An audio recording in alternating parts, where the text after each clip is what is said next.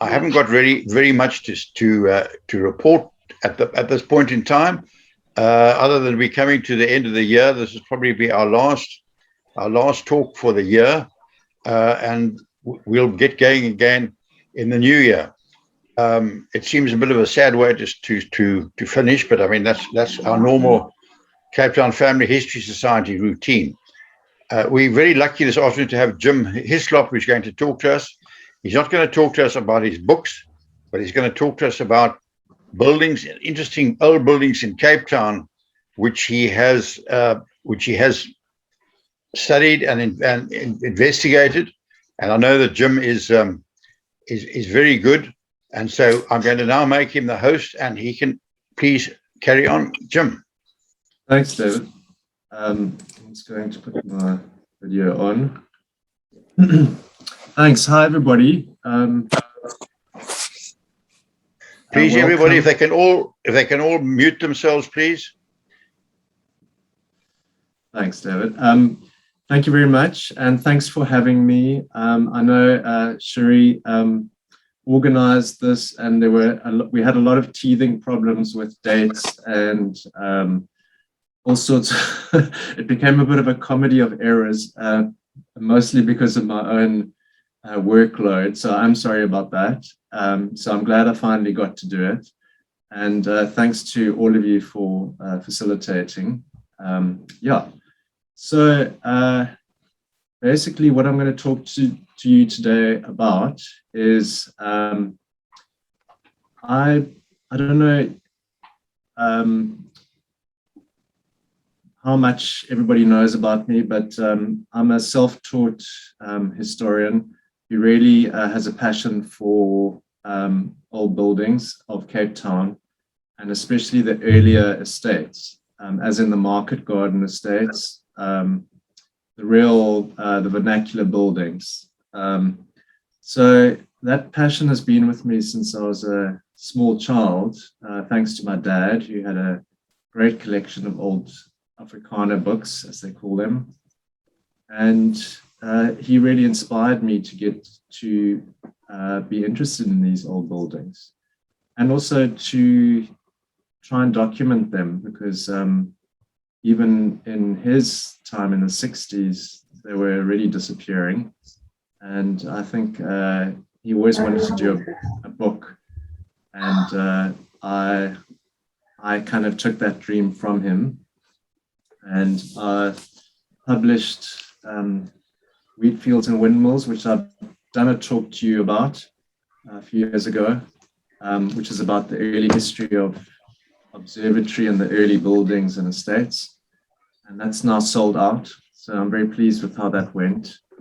And yeah, then I published Behind the Castle, which is my current book, which is about the early estates and buildings and people and streets of District 6, because nobody really had published a book on the history of District 6, strangely enough. And now I'm working on a book on Vredehuk. So I'm 3 years into that. So yeah, I've gotten pretty far, and I'm hoping to get that out, if all goes well, next year.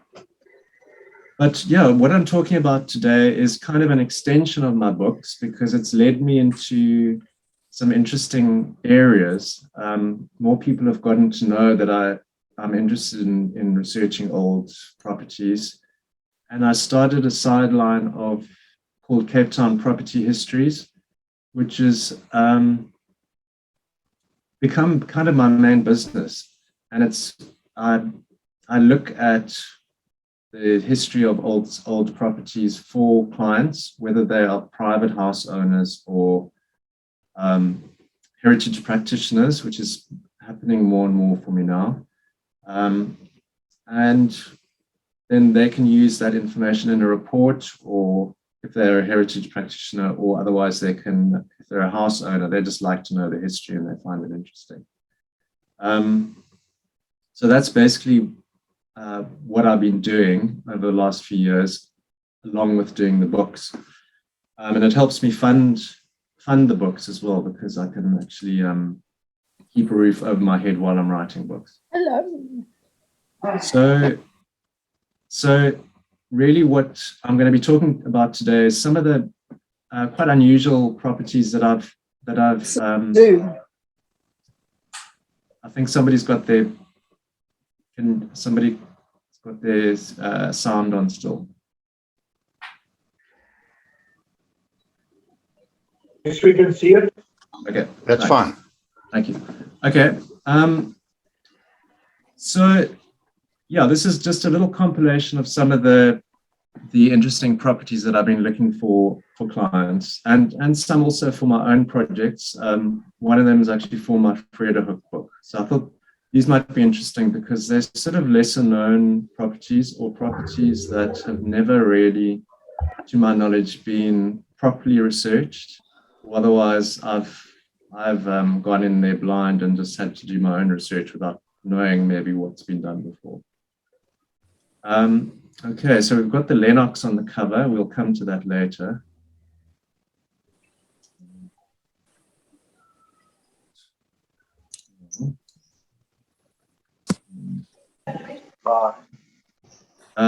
So I talked about the two books that I've published, and then just to give you an idea of my property histories, I look at the ownership history, which I get from the deeds office, and then I'll also try and source old images of the property if I possibly can.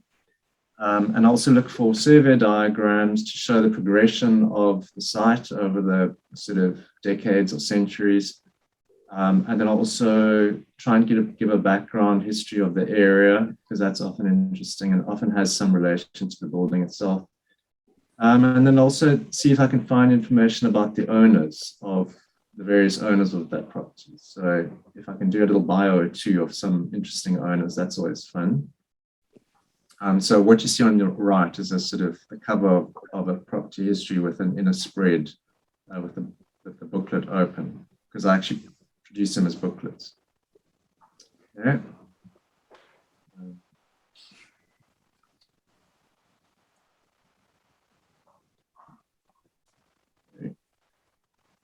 Okay, so I mentioned the Lennox. It's on the cover of this document. Quite recently, I was approached by the people who were facilitating the auction of the Lennox. I'm sure everybody knows the Lennox Hotel. It's for those of you who don't know it, it's a sort of rambling, rather interesting circa 1930s, but also a mix of other architectural styles, building in Mill Street, Cape Town. It's been a landmark of the area for a very long time, since the 30s. And to my knowledge, it's the last residential hotel in Cape Town, or if it's not the last, it's one of the last. And for anybody who knows it, they'll know that it hasn't really changed in the past few decades. Even the signage on the outside has pretty much stayed the same. So it's got an interesting history, and unfortunately, the owner, who was of Polish Namibian descent, actually died in 2019, and his family had it since the 1960s, and not a lot of maintenance had been done on the building. It's a vast complex, actually. It's a bit of a headache for anybody who owns it to try and maintain it. If you don't have the money, it would just hemorrhage money all the time. So I can imagine it's nice to have the property, but also a bit of a headache when it comes to maintaining it. But having said that, it's actually it's preserved the complex in a very interesting way, because it hasn't really changed in the last few decades. So in a way, it's a time capsule, and a lot of people are curious about going inside and seeing what it looks like. So I was lucky enough to get inside because I was contracted to do the research of the history, and yeah, I found it quite fascinating. So the main two buildings at the Lennox are the Lennox Hotel itself, which you can see on the left, and then next to it, on its left, but here it's shown on the right, is a little house called Lincoln House. And this is actually the older building and predates the Lennox. So even though it's a little bit set back from the road, you can, really not notice it. It's actually, in a way, probably more valuable, put it that way, because it's one of the last remaining Georgian homesteads that's not sort of in the city center. You look at Bertram House, that's the last brick-faced Georgian homestead. This is of a similar era. It was given a facelift in probably around about 1890s, 1900. So it looks Victorian on the front, but it's actually a little bit older, as you'll see when we get inside. So it's a very interesting property in general, because not only do you have these two buildings, which are sort of Georgian, Victorian stroke, and then also 1930s, because it was built in phases. You also have the site's history, which goes even further back to a VOC watermill, which stood on the site and was originally called Hortmolen, as in Hort is barley, I think. Am I right? And there were, for those of you who know your mills, you'll know that all the way up Orange Street, which is what this property borders on, there were a whole series of mills. So the Table Valley, or the City Bowl, was actually a very active milling area at one point, especially during the 19th century. So really, like a lot of the other properties that I've looked at, it's interesting to unpack all these different layers of history on one site, and I find it fascinating. Okay. Also, what you're looking at here on the left, the picture of the Lennox, what I found out was, and something that had never really made sense to me, was that the Lennox appears to be a little bit of a hodgepodge of styles. So if you look on the far left, there's a sort of sash window that appears to be late Victorian or Edwardian. But then the rest of the complex is more 1930s. So what I found out was that this core building is actually older. It was originally called Mount Vernon Hotel. It was a little hotel that was an annex to the Kadaga Hotel, which stood to its left, a little bit further to the left. And that was interesting to find out, because it actually explained why there's a sort of mishmash of styles on this building. And it was vastly extended in the 1930s to create the Lennox. But the Lennox wasn't built from scratch. It was actually an adaptation of the Mount Vernon building.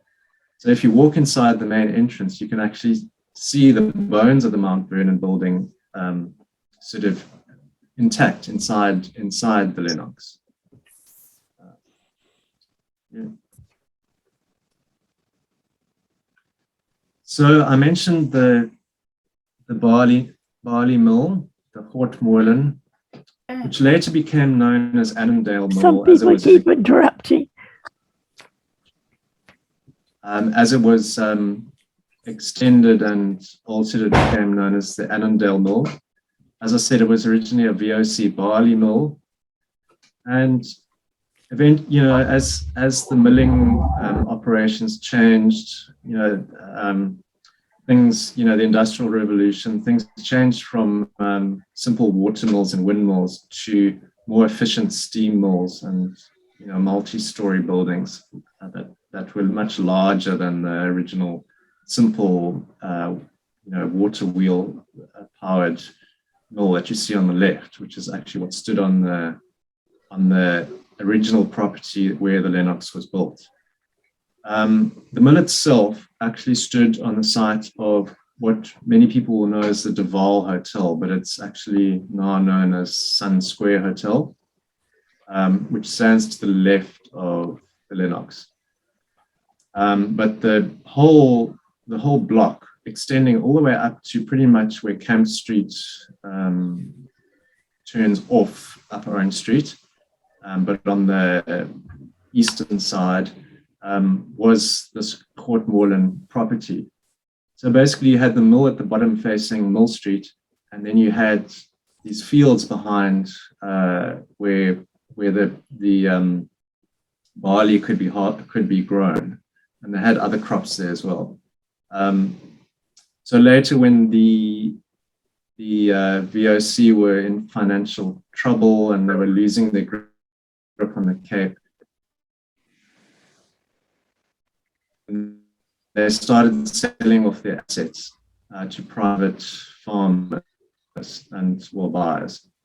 And one of these, Akkuabus Johannes Smuts, the Smuts family owned many properties in the market garden properties in the Akkuabus Johannes Smuts took ownership of the property in 1805, and he wife Aletta Versfeld, another very family in the Table Valley. This Courtmoreland property with their slaves by 1807. By the way, the picture on the left, the painting is by Thomas Bowler, and he did that painting of the mill in 1851 before it was converted into a larger mill. And then on the right, you see a picture of the back of Lincoln House, the little Georgian stroke Victorian house that stands next to the Lennox, but all part of the same complex. And in the foreground, you'll see this little white rustic wall and an entrance on the left of the wall. And that entrance, I found out, is kind of ties in with an old wagon route that came up, sort of meandered up what is now roughly Upper Orange Street and led to the mill. So it's actually a remnant of the milling site, which is quite interesting. And if you look in the courtyard at the back, because we're looking from the courtyard towards Mill Street, you'll see lots of other bits of old stone wall, which is always a sign of an old property. Later the British brought in red bricks and made it far more easy building material. But before that, the Dutch were using stone. So it usually helps to date a wall or a property. Okay, many of you will know St. Quintin's Road, just off Upper Orange Street. It's got a sort of a very distinctive bend in it, which you can see here. We're looking up it towards the mountain, and so some rather dead-looking oak trees, but they actually are very much alive. And I took this photo because this is where the actual mill stream actually follows the route of the old mill stream that ran down and powered the Courtmoreland or Annandale mill. And actually, it's obviously been paved over now, piped underground. But if you stand there in winter, you can hear the water gushing down under the street, and you can actually hear it in holes. You can hear that wonderful sound. So all this amazing mountain water is just rushing under the street, and now is no longer used. But yeah, that once powered not only this mill, but also various other mills further up the hill. Yeah.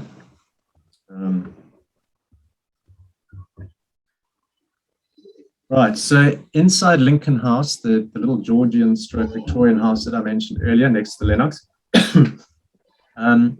it's really another time warp. Because it was all part of the same property later, it hasn't been maintained, but that's kind of added to its charm. On on the left, we're standing in the hallway looking out towards the front door, towards Mill Street. And you'll see a beautiful little ceiling rose on the ceiling, which is like a nice, typical sort of Georgian feature. So this house is very much a hybrid between a Georgian and a Victorian house, really. So it kind of was built at that period when style was going from the more simple, restrained Georgian style to a more elaborate, flowery Victorian style. But it really has a lot of the Georgian simplicity. Okay, and then on the right, you'll see another picture of the interior looking from the front hall back towards the back.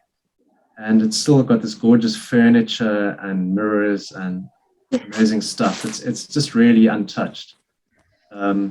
As if somebody living there 40 years ago could just walk in, or even 100 years ago, walk in and recognize it as being the same building with the same furniture. So that's quite interesting. Also on the Lennox website, it mentions that Vladimir Trechikov, the artist whose works are now selling for an absolute fortune, used the Lennox as an art studio. So I couldn't quite confirm that, but what I did find was somebody who actually met Trechikov there at Lincoln House and delivered some art prints, because Trechikov was one of the pioneers in actually having his work printed for the masses and as in postcards and things, to make it more accessible. So this was the photographer Gunter Komnik, and he remembers clearly meeting Trechikov at Lincoln House. So Lincoln House really has an additional sort of value because of that connection with Trechikov. What we couldn't find out was whether Trechikov actually stayed there long term or was just using it from time to time, but he was definitely there. So that was quite interesting. Okay, so now we're going back to the Lennox itself. When you drive up Upper Orange Street, on your left, you'll see the sort of rounded windows of the Lennox on the side. And those are very elegant windows. You can see them in the background here. And those are actually of the dining hall, which was added in the 1930s during the large sort of extensions of the original Mount Vernon Hotel. So it was really, this dining hall is such an old feature. It's something that you still find in Durban seafront hotels that haven't really changed, but you don't really see them in Cape Town anymore, which is why this is so wonderful, because it's still a functioning dining hall. And because the Lennox has been a residential hotel, there are still lingering residential residents at the hotel, some of them who've been there for up to 20 years. So they sort of wander around in their slippers and stuff. It's quite fascinating. But then you also get the one-nighter guests who come and stay and just use it for the night. So it's got a wonderful mix of people, and if you look at the furniture, it's just got these beautiful cabinets. You'll see one on the right and in the background. These beautiful cabinets with all sorts of stunning stuff in them that hasn't really changed either. Now we're looking at the little sort of lobby next to the dining hall, which is where they had a piano, and it's a sort of what I imagine would be a smoking room in the old days. They had a piano where you could have a little drink and listen to some music, sit on your chair and have a smoke and a chat. So it's really untouched. It's beautifully kept, really. On the top right is one of the cabinets, Art Deco cabinets that's in the dining hall. It's absolutely beautiful design. And it's still got the old china and crockery and cutlery that's pretty much out of the box. That's just been sitting there for decades. I have a feeling that's actually probably from when the Lennox was first built. If you look on the bottom right, you'll see it's a close-up of the cabinet. There's some old 1950s newspapers in there in mint condition. One of the trustees actually gave me one of the newspapers because it was a spare. So I now have a Lennox relic. But it's amazing. It's just got all these incredible things. So yeah, like I say in the little blurb there, it's a hoarder's paradise because the Murkowskis who owned it before really were collectors of all sorts of things, and they had piles and piles of things in all of the outbuildings. So yeah, there's some amazing stuff there. So I mentioned the Mount Vernon Hotel, which is at the core of the old building, which is at the core of the Lennox. And here's one of the old rooms, and you can see the beautiful marble fireplace, furniture, wooden floors. So it's really a sort of Victorian core of the building, which has been preserved intact inside the 1930s Lennox building. So it's really, yeah, it's just been kept as it is, as it was. Strangely enough, one of my friends is actually related to one of the early owners of the Mount Vernon Hotel. He was born in Tasmania, Frederick Hurst, and he bought it in 1902, but he had a bit of a gambling problem. That's him on the bottom right, and he lost all his money and was declared bankrupt. But that's him on the stairs of the Mount Vernon Hotel, which is later converted into the Lennox. And then at the top left, you'll see a picture of the Mount Vernon Hotel, top right, in that little postcard, and then of the little postcard. And then on the left of that postcard, you'll see a three-story building, and that was actually the converted Annandale Mill, which now became the Kadaga Hotel. So there were a whole bunch of little hotels lining Mill Street after the mill sort of era ended. Okay, so recently, as I said, the owner died in 2019. So recently the Lennox was sold by auction. A lot of people have been worried about its future now because, first of all, the building needs a hell of a lot of work. There's a lot of leaks, and there are all sorts of structural issues that need a very brave buyer.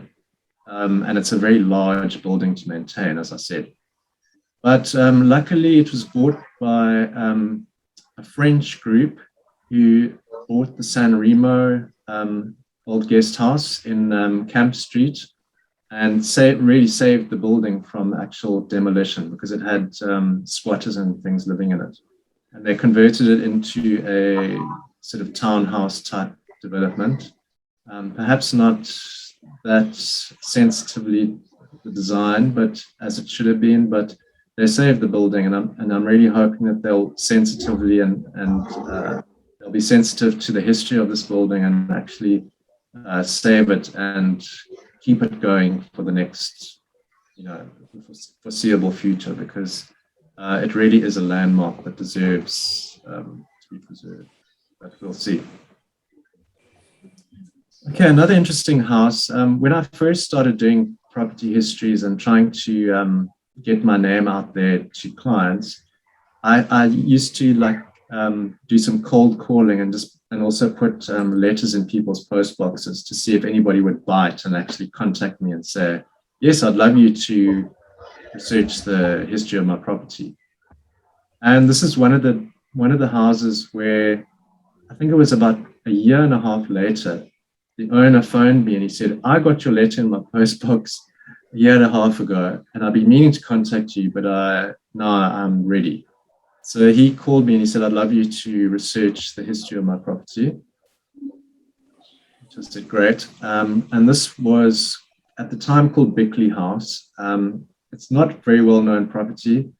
It's in Bickley Road in Sea Point, Sea Point, or is it Greenpoint, that area. And it's hidden from view, so you can't really see it from the street. But what I quickly saw was when I got inside the property, is that it really is one of the oldest houses on the Atlantic seaboard. As you'll know, the Atlantic seaboard doesn't have the best record for preserving its heritage. I mean, things are just demolished en masse. But this house has actually survived. It's got massively thick walls. It's not the whole of the house that when I started researching it, but the original homestead was called Fairmount.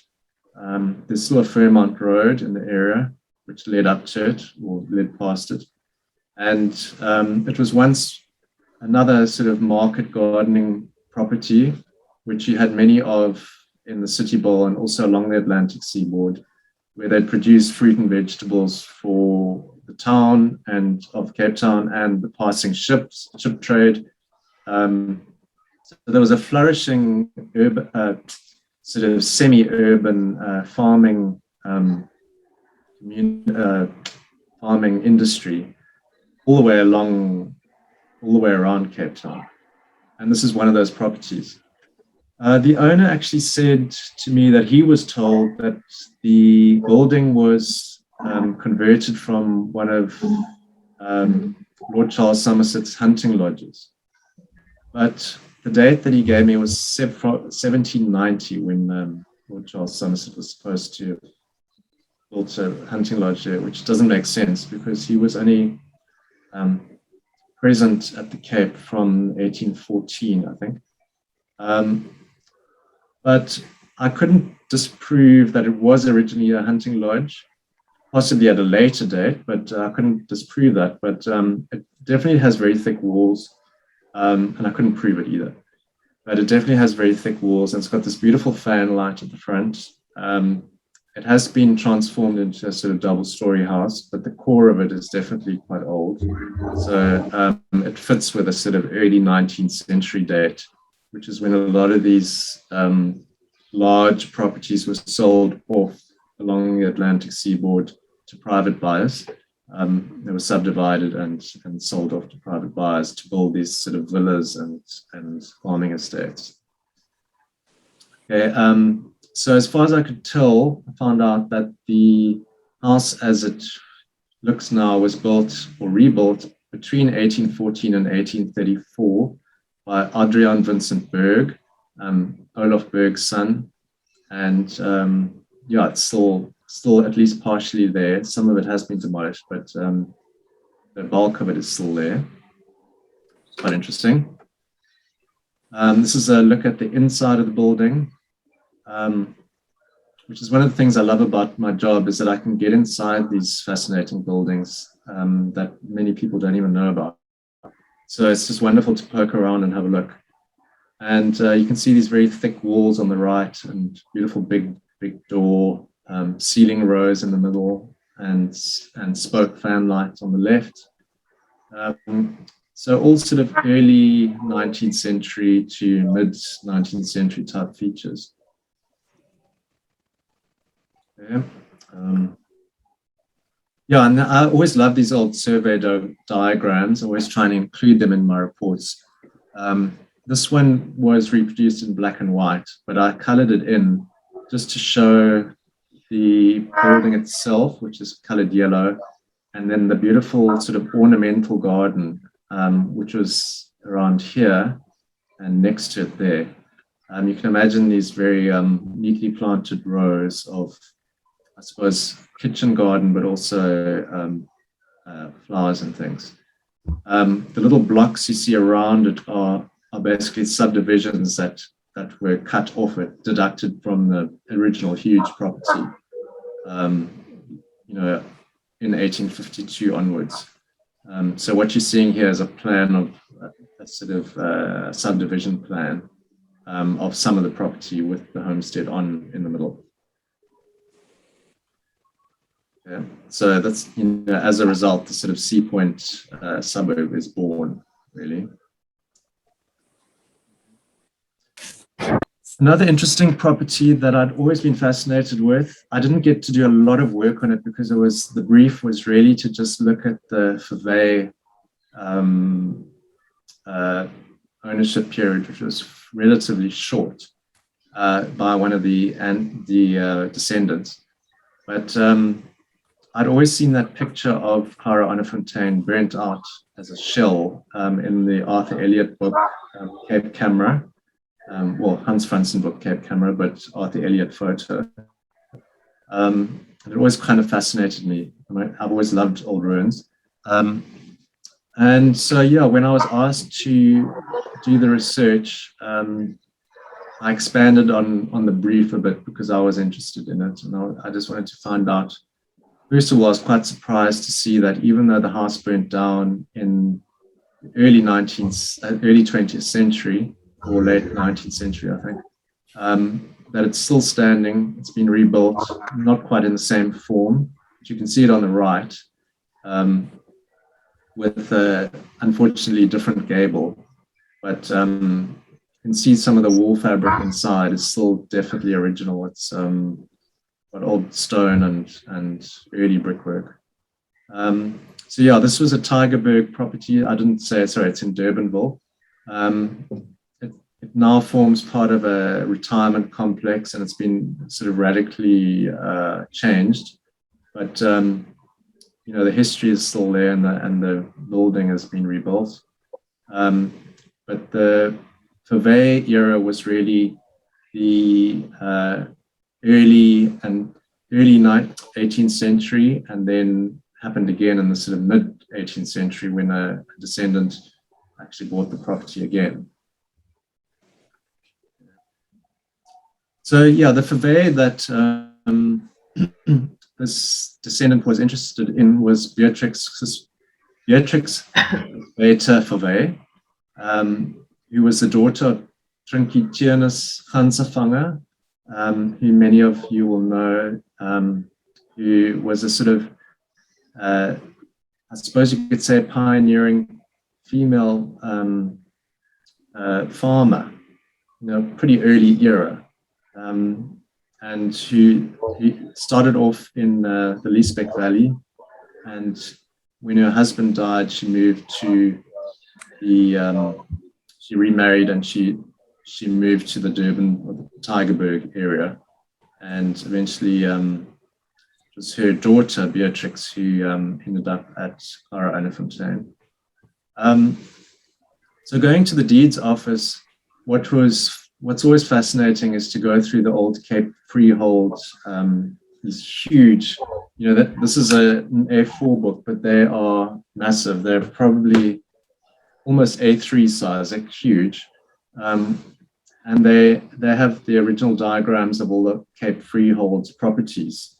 So a freehold, for those of you who don't know, is, as far as I understand, is a sort of, you can lease the property from the government, but and you can use it as a farming estate. But it was a sort of old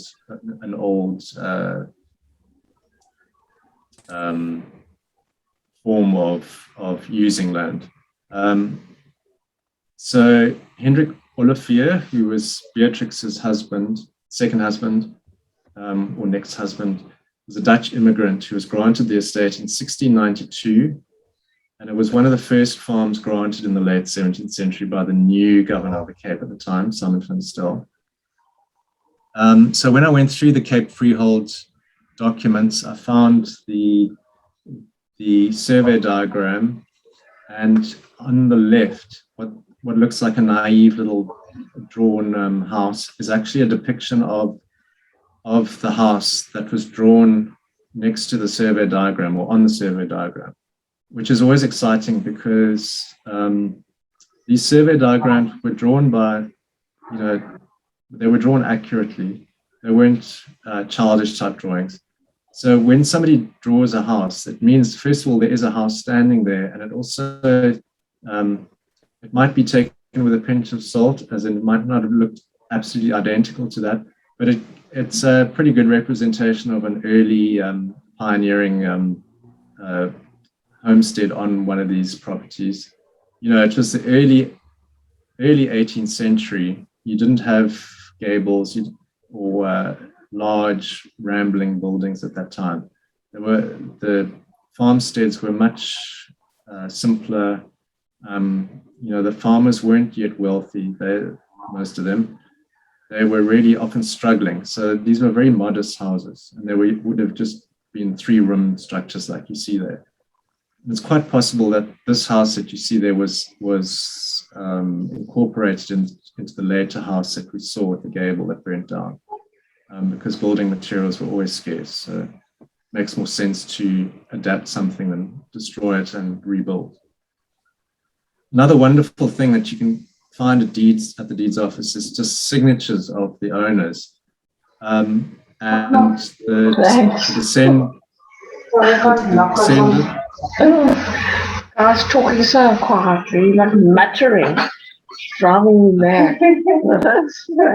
Sorry, can you just mute your... Am I talking too softly? If I'm talking too softly, you can tell me and I'll talk louder, sorry.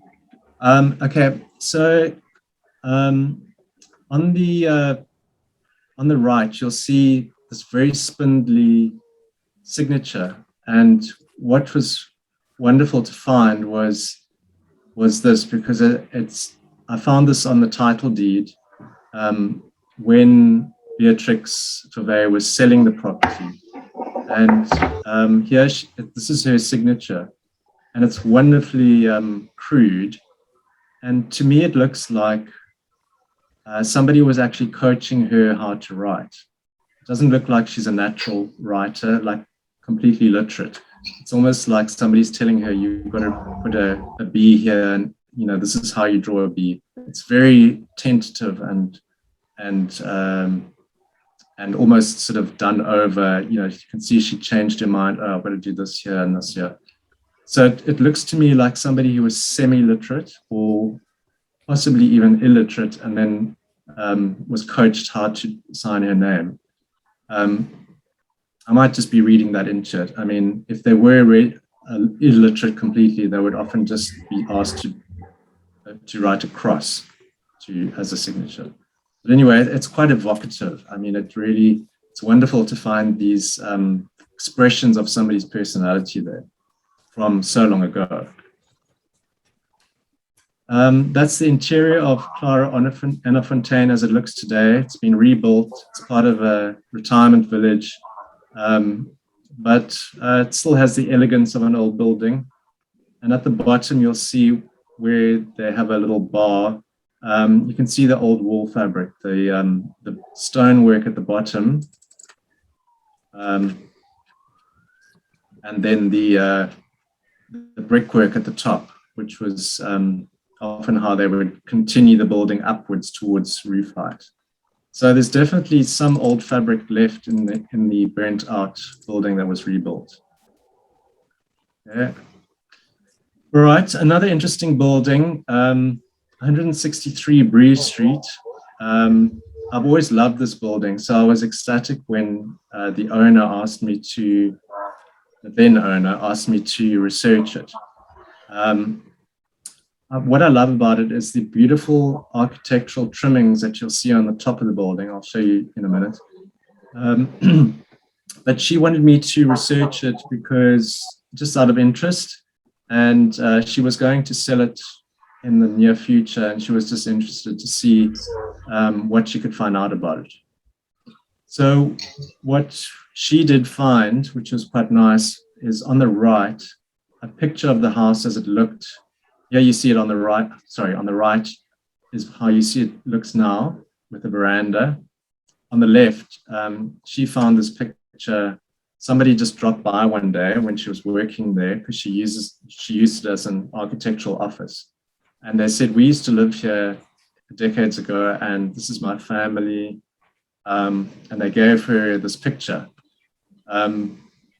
So you'll see a very large family group on the stoep. So yeah, it was a simple house, a Boerkaap style house really. not a massive house. And if these people all lived there, they would have been absolutely crammed into this building. You can see 1, 2, 3, 4, 5, 6, 7, 8, 9, 10 young children, and then some adults, presumably the parents and possibly adult children. So this was a huge family to stuff into this little house. Unfortunately, she couldn't remember who had given her the picture. She just knew that they had lived there, or their family had lived there. But I think it probably was the carpenter Johann Friedrich Heidenreich, who was the owner from 1915 onwards, and his offspring. Okay. So I talked about the architectural trimmings of the building. Here you can see some details of it. This is inside, this beautifully detailed pillar that's supporting an archway in the entrance. This beautiful plasterwork on the parapet at the side. Beautiful plasterwork surrounding the window, sort of architrave, and more beautiful plasterwork along next to the door.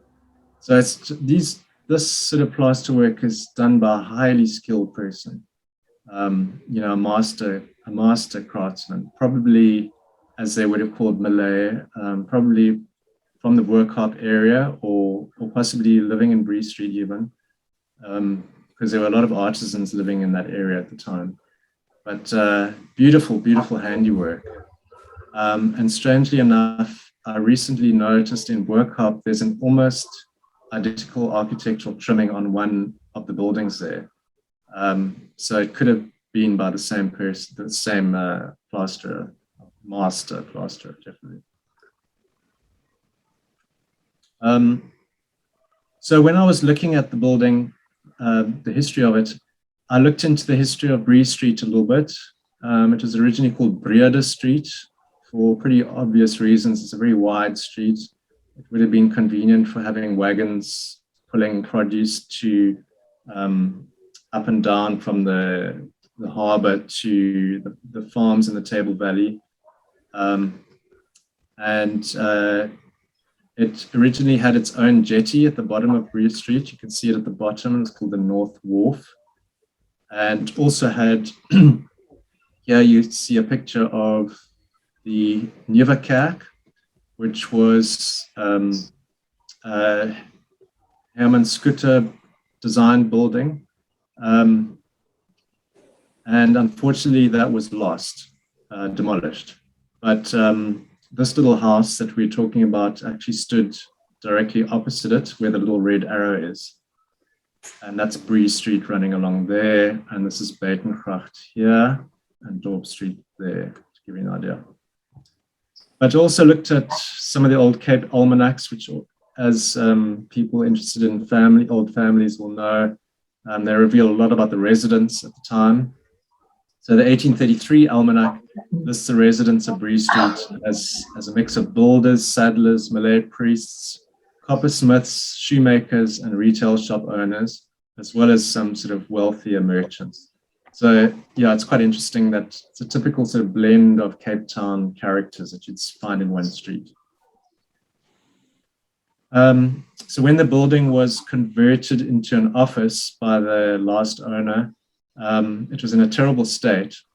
And she obviously had to convert it into a sort of modern office space to use it that way. But when they were demolishing an inner wall, they actually found these coins embedded in the wall, which were probably a builder's offering, as they call them.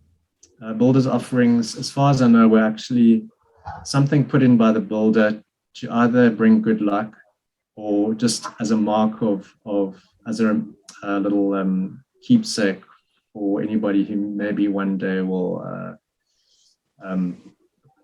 change the building or demolish it, and also a way of dating it. So the coins were very badly corroded, but looks like they could have been from George IV, but it's a little bit hard to tell. And here inside, you'll see the beautiful archway with these pillars. Okay, another interesting building that I've come across this is now my own research for my own interest, was for Behind the Castle, my latest book. I might have mentioned it in my last talk, but I probably didn't because I often left it out. Called Welkom, and it stood near the castle. You know, those of you who know the early history of District 6, if you do have the book, will know that the early properties of District 6 were not tenement houses. They were all little farmhouses, market garden houses on large properties. And here you see one on the right, a thatched building. I'll zoom in for you.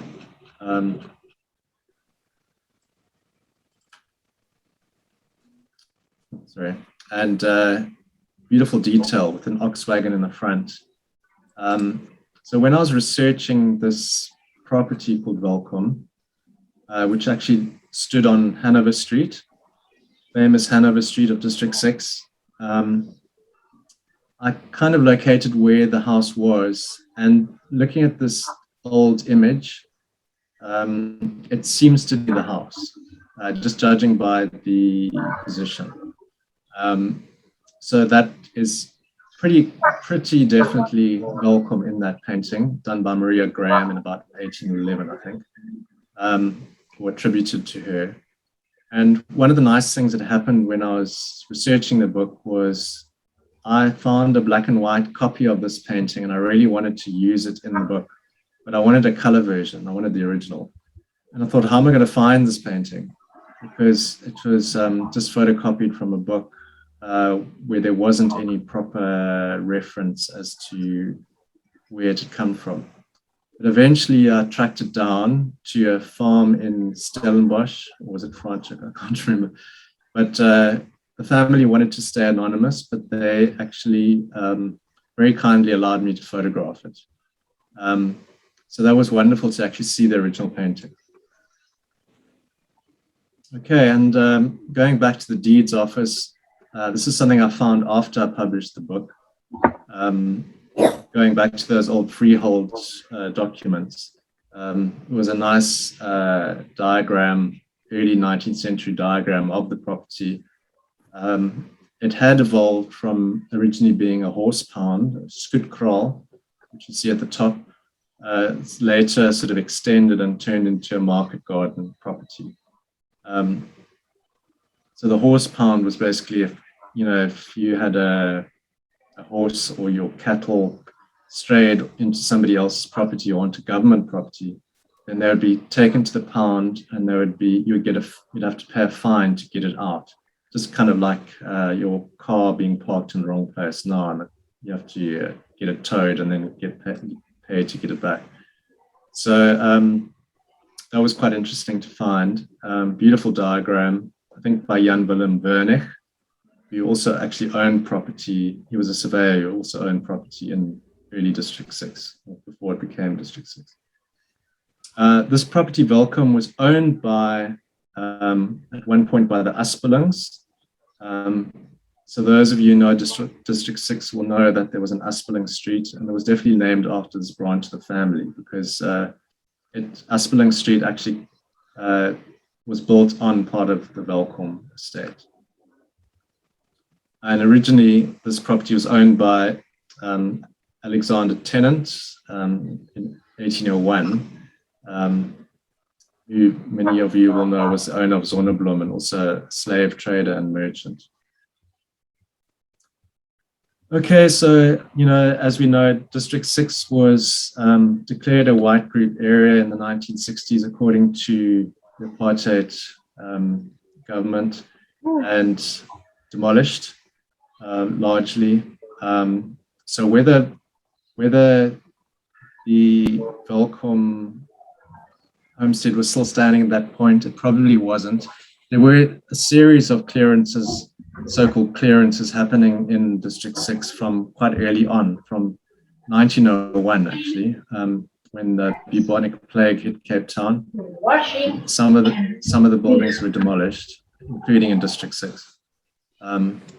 And so it could have been demolished then or could have been demolished later, but it's now gone.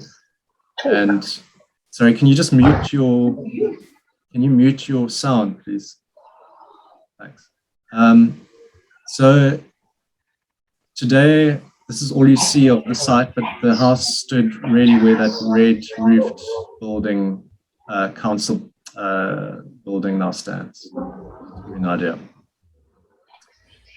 Okay, Stadzig is another interesting property that I've looked at.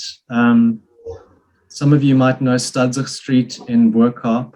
It's a little short street that actually runs here, off the very top of Long Market Street. You're looking from Church Street here.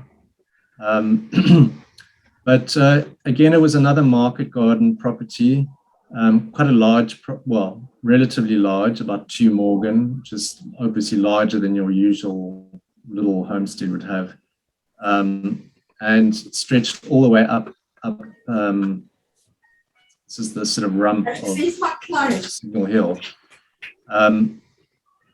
It was a homestead in the center with small, sort of secondary homestead on the left and a sort of outbuilding on the right that was sort of combined into one dwelling and then later turned into sort of separate apartments, which is a typical sort of Cape Town District 6 thing that happened, and also Boerkaap and other areas as well.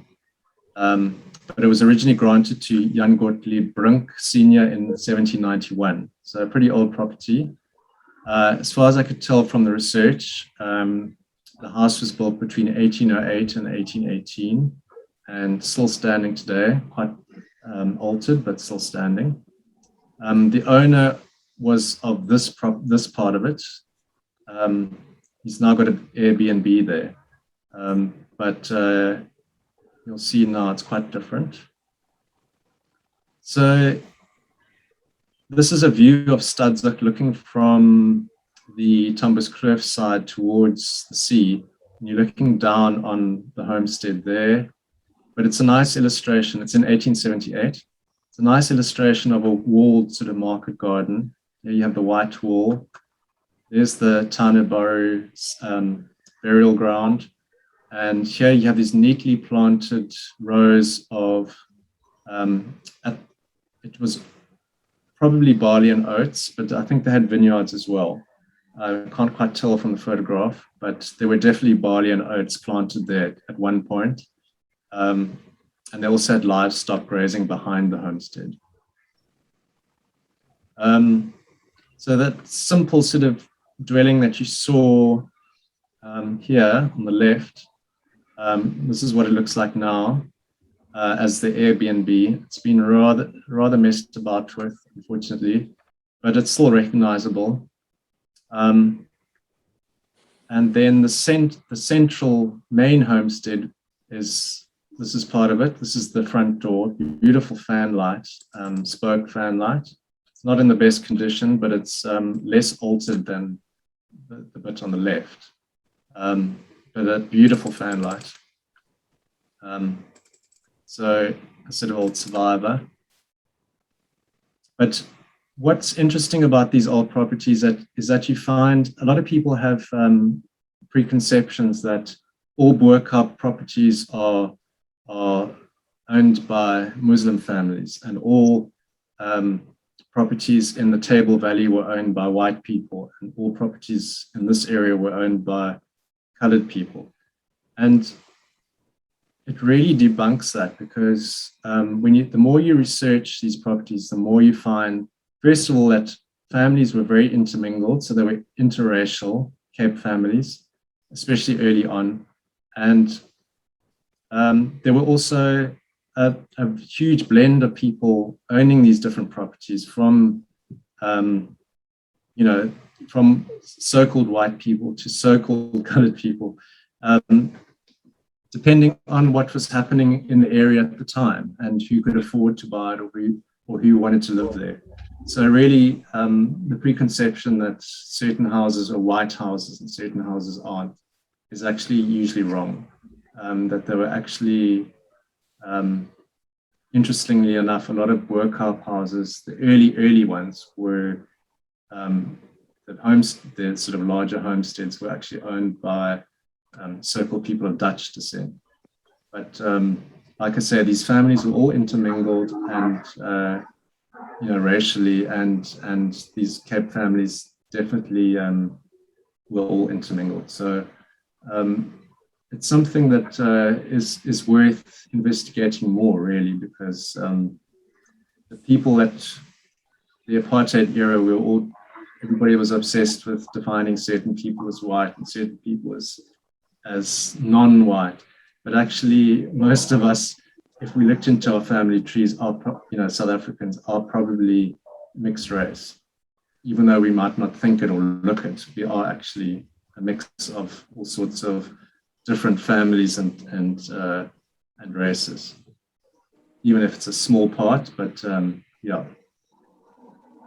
Yeah. I'm almost finished. So when I was a child, I was very interested in old properties already, as I said. So I got my grandmother, long before I was allowed to drive, to drive me around to some of these sites that I was looking at, interested in researching. So I got her to drive me into Boerkaap in the 1980s, and we looked for Stadzicht because I knew about it already. And we knocked on the door, and the owner came out. You can see here this picture that I took of her in the 1980s. She was called Mrs. Isaacs, and she was very kind and friendly. And I think she was in her 70s or 80s by then.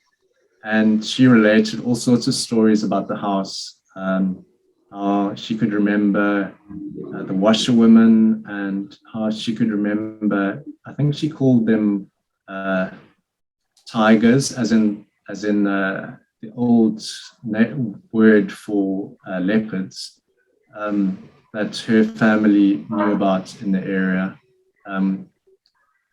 that actually were on Signal Hill in that area long ago, and that sort of thing that sort of passed down information that's so valuable. I did write some of it down. I couldn't find it in time for this talk, but I had the foresight to write it down at the time. So it was very interesting to chat to her. And it was before that part of the house became sort of gentrified, so to speak. But yeah, originally some of the owners were, there was a Van Rede van Oudtshoorn living there. Hislop Van Rede van Oudtshoorn, the daughter of William Ferdinand Van Rede van Oudtshoorn of Sarsveld. So these were wealthy people. Henricus Andreas Trutter, custom house clerk, owned it from 1826 to 1857. So there you have another mix of people owning this house or living in this house over the various periods. This is something I'm researching at the moment for my Vredehuk book.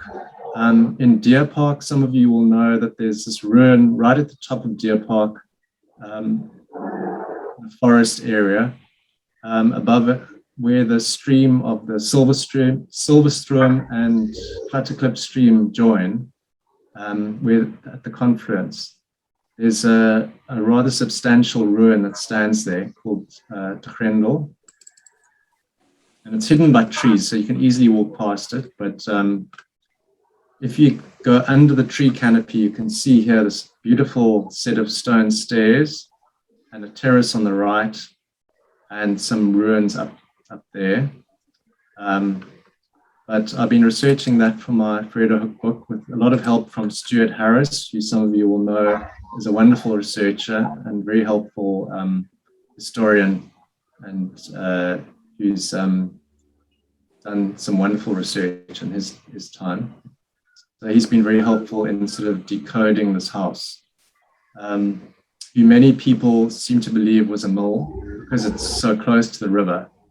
But can really find no proper evidence to suggest that it was actually a mill. It's more likely that it was a manager's house or a timber operation, because there's records of timber being planted here and then harvested. So they probably had a manager living here, It was also owned by wealthy owners, owners of Nooit Gedacht, nearby now St. Cyprian School, and various others who didn't need to live in another house. They just owned this as a secondary farming property. But what's amazing is that the house has been in ruins for, I think, since about the 1840s stroke 1860s, but there's still this beautiful stonework that you can see. I mean, it was supposedly built by Bartholomew Schultz's slaves in about 1811, between 1811 and about 1818. And you can see this beautiful stonework, and then these holes where there would have been a roof surface or a floor surface. They needed the beams to slot in there. So it's still a substantial ruin. And this little portion at the back is really the most impressive. The stonework is absolutely stunning. So these slaves who did the work were really incredibly skilled at the stonework that they did. If you stand there and look, it's just a really beautiful wall. It's a mixture of sandstone and bluestone. So it's got beautiful coloring, and also these tiny little chip bits that they would have had to sit there and chip all day to slot into the little gaps between the larger stones. So it takes a hell of a lot of skill to do that. And with Stuart Harris's help, I sort of reconstructed what the building may have looked like. You have the silver stream on the left and the Platteklip stream on the right. It's a very steep site, but it looks like it was multi-level because of the steepness of the site. So on the left, we had what we think was a stable. You would need a horse if you were living so high up to get to and from the property and to carry stuff. And then on the right was a store where they kept wine and there's records of wine and probably timber being kept there. And then also the house itself, which was quite small, just a 3-roomed house, and then a little separate kitchen behind. Might have been thatched or it might have been flat roof, but that gives a fairly good idea of what it probably looked like. Okay, well, thank you for listening. I probably went on longer than I should have, so I'm sorry about that.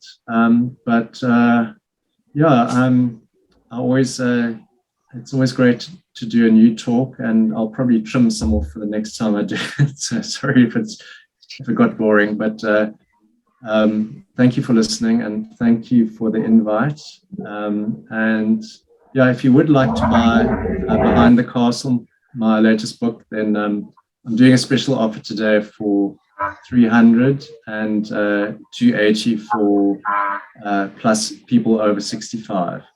So if you would like to get a copy, you can contact me on 083-950-9586 or wheatfields.windmills@gmail.com.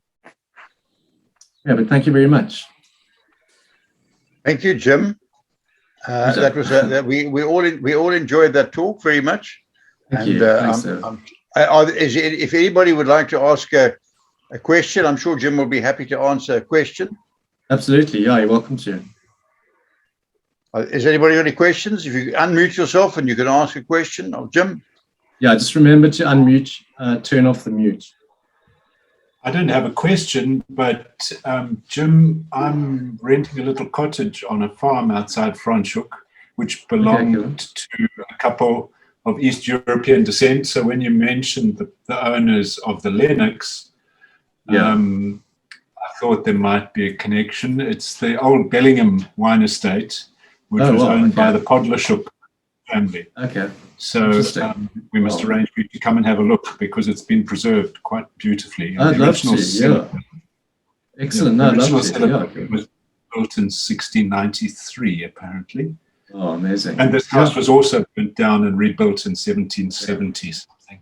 Okay, yeah, interesting. Yeah, because I think what I've really found is that, you know, I mean, these old properties are definitely evolved. So there would be all sorts of different structures over the different periods, and some of them would be adapted, some would burn down, some would be rebuilt, some would be completely demolished.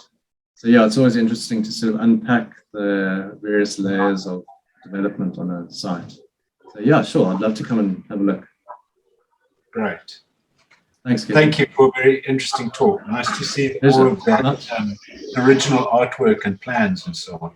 Thanks. Yeah, I love it. I love doing it. It's for me to feel like work. It feels like enjoyment, unless it's under a very tight deadline, which the Lennox project was. I had to do it in a very short time.